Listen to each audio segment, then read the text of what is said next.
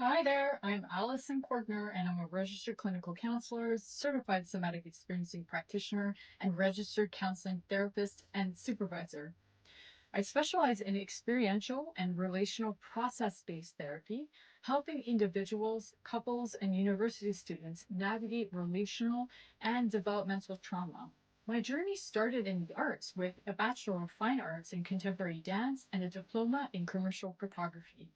From performing on stage to capturing life's most precious moments, I've always been passionate about human expression and connection. Over time, that passion led me to pursue a Master of Counseling Psychology, a professional counseling diploma in transpersonal counseling, and extensive training in somatic experiencing, relational, process based supervision, and other transformative therapeutic approaches.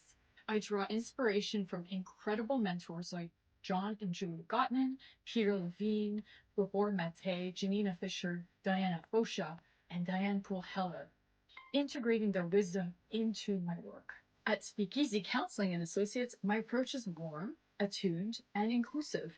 I incorporate psychodrama, anti-chair work, somatic and transpersonal exploration, and other proven relational tools to create a safe, dynamic space for healing.